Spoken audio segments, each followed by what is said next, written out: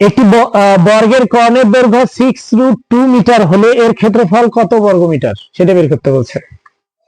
তাহলে যদি বর্গের এক বাহুর দৈর্ঘ্য ধরি, বর্গের এক বাহুর দৈর্ঘ্য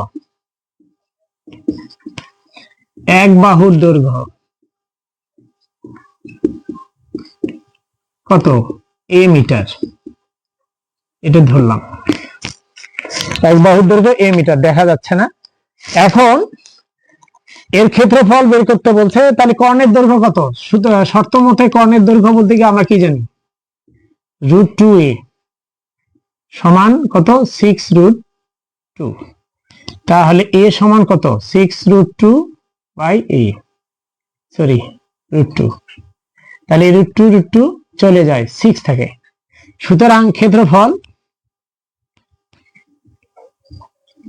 সমান কত হবে? a স্কয়ার, a বলতে 6, a স্কয়ার 36।